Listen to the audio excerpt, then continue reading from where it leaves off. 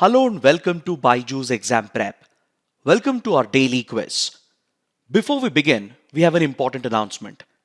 This coming Sunday, that is on the 4th of December, we shall be holding the BYJU'S National Scholarship Test, which gives you an opportunity to test your preparedness with other IAS aspirants, and you also stand to win 90% scholarship on our IAS courses. So do register for the scholarship test using the link provided in the description box below. And also don't forget to subscribe to our official Telegram channel for regular updates on current affairs. So with this, let's get started with the first question. It is an annual festival celebrated from the 1st to 10th of December in a northeastern state. The festival represents all the ethnic groups of this state, and hence it's also called the Festival of Festivals. It refers to the Losar Festival of Arunachal Pradesh, Sagadawa Festival of Sikkim, Ambubachi Mela of Assam, or the Hornbill Festival of Nagaland. See, the Losar Festival of Arunachal Pradesh and Sagadawa Festival of Sikkim are Buddhist festivals, while the Ambubachi Mela of Assam is a Hindu festival. The description provided here in the question correctly represents the Hornbill Festival of Nagaland, and hence option D is the right answer.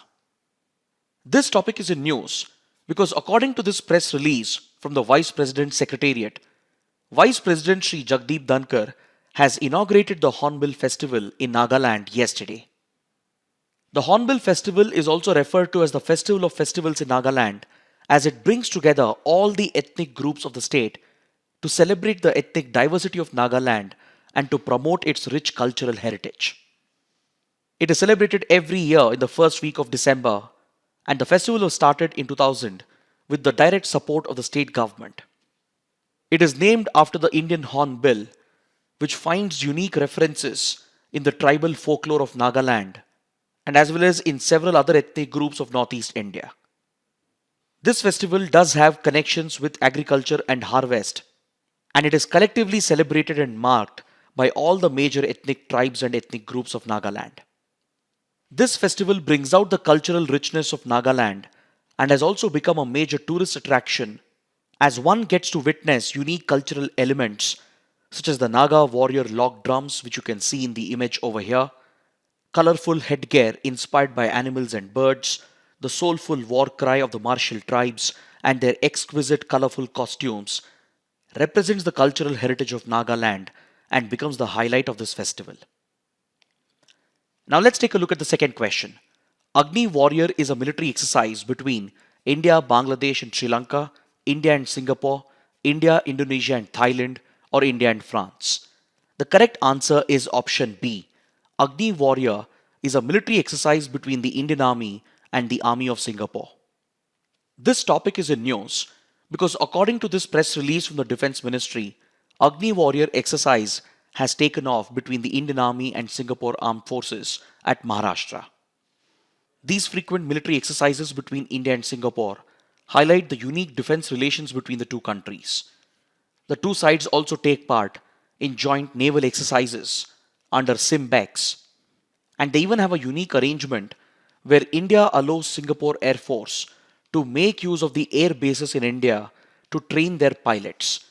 Because Singapore being a small city state, it is constrained by geographical limitations when it comes to training its fighter pilots. Hence, Singapore Air Force relies on the Indian Air Force and Indian air bases to train its pilots. Now let's look at the third question. Which of the following statements are incorrect? Central Adoption Resource Authority or CARA is a statutory body of the Ministry of Women and Child Development. It has been set up under the provisions of the Juvenile Justice, Care and Protection of Children Act of 2015. It is mandated to undertake the promotion of in-country adoptions and to facilitate interstate adoptions in accordance with the Hague Convention on Protection of Children and Cooperation in respect of inter-country adoption. All the three given statements are correct, and since there are no incorrect statements, option D would be the right answer. See, CARA was established in the year 1990 to regulate adoptions in India. Later, it has been given statutory status through the Juvenile Justice Act of 2015, and it functions under the Ministry of Women and Child Development. It is responsible for promoting adoption within the country and facilitate interstate adoptions, and also facilitates inter-country adoptions in line with the Hague Convention of 1993, which was ratified by India in 2003. We took up this important topic for discussion because according to this press release from Ministry of Women and Child Development, CARA had organized a social media campaign to promote greater awareness about adoption. Now let's look at the fourth question. The border town of Moreh, seen frequently in news, is located in Punjab along the Pakistan border, in Sikkim along the Nepal border, or in Manipur along the Myanmar border, or in Assam along the Bangladesh border. The correct answer is option C. Moreh is an important border trading town located in Manipur along India's borders with Myanmar. This strategic location along the India-Myanmar border is in news because according to this article in The Hindu, India's border with Myanmar continues to remain sealed, thereby resulting in losses for Manipur traders. Since last year, India has shut its international border and the checkpoints with Myanmar on the account of the COVID-19 pandemic, and this has disrupted the movement of goods and people along important border trading points in Manipur and Mizoram. Many strategic experts feel that the real reason why India has continued the ban along the international border with Myanmar is because of the crisis in Myanmar, which has triggered the flow of refugees into India primarily through the Manipur border and Mizoram border. This disruption in trade and movement of people has had an economic impact on the border villages and especially the border town of Moreh in Manipur, which you can see here in Manipur, has taken a very big economic hit, and traders have been demanding the reopening of the checkpoints to facilitate trade and cross-border movement. In fact, Moreh is so strategically important along the India-Myanmar border that the India-Myanmar-Thailand Trilateral Highway project is passing through Moreh and connecting India with Mandalay and Yangon and further with Mesot in Thailand.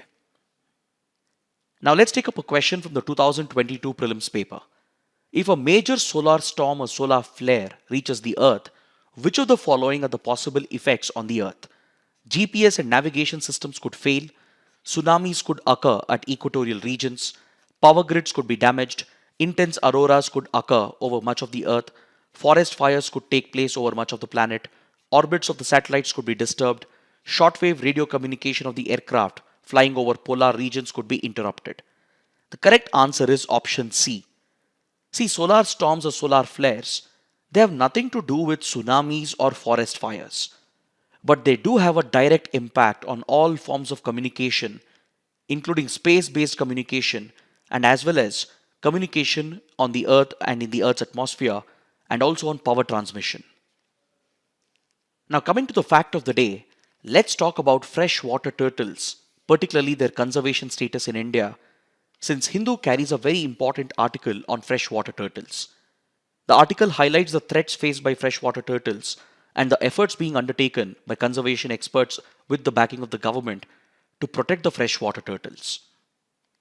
See, India has around 29 species of freshwater turtles, with 5 of these species being tortoises. Tortoises are primarily terrestrial, while turtles are primarily aquatic. More than half the turtle species are threatened, and majority of them have been placed under Schedule 1 of the Wildlife Protection Act, thus securing them the highest degree of protection. These animals are very slow moving, and they do have a tough exterior as a result of the tough shell. The freshwater turtles in particular have successfully adapted over centuries through the evolutionary process. They've even survived cycles of mass extinctions. But today, they are being threatened mainly by hunting, poaching, and loss of habitat.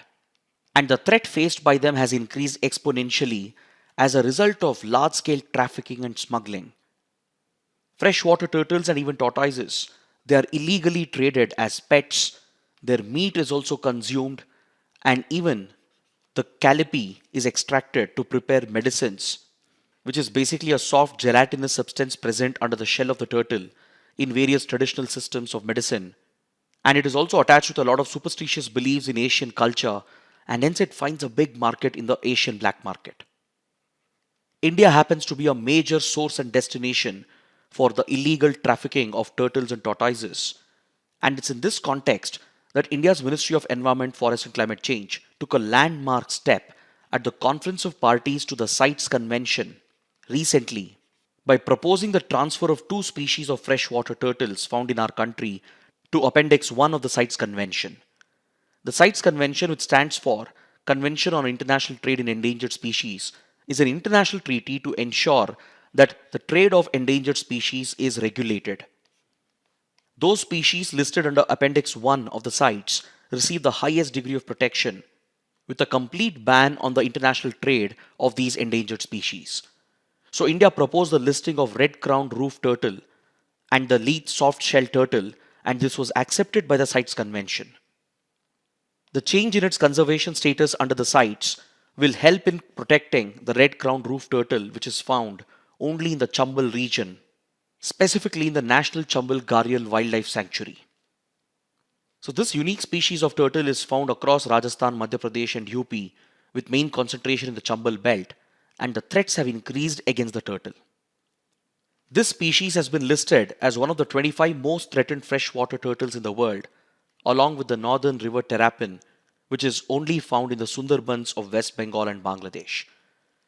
Turtles essentially are smuggled for three primary reasons, as I pointed out: for their meat, as pets, and also to extract their callipee. So to prevent this illegal trade and to counter this trafficking and smuggling, forest departments of respective states, along with the WCCB, that is the Wildlife Crime Control Bureau, which is a statutory body, are keeping a close watch on the illegal trade, especially the smuggling that takes place from India to Bangladesh and India to Myanmar. Because across Southeast Asia and China, there exists a very big black market for such trafficked animals and animal products, and Bangladesh and Myanmar happens to be one of the smuggling routes for the traffickers. So to counter this threat, the Wildlife Crime Control Bureau has recently launched operations such as Operation Save Kurma, Operation Turd Shield 1 and Operation Turd Shield 2, through which thousands of turtles and tortoises have been saved. Apart from this threat posed by transboundary trafficking, there is a threat within India as well, as in West Bengal, illegal trade of turtles for meat is very rampant, and the same threat can be found in other states as well, such as Tripura and Assam. So on this note, I would like to conclude my discussion, and if you found the initiative to be helpful, like the video, share your comments below, and don't forget to subscribe to our channel. Thanks for watching.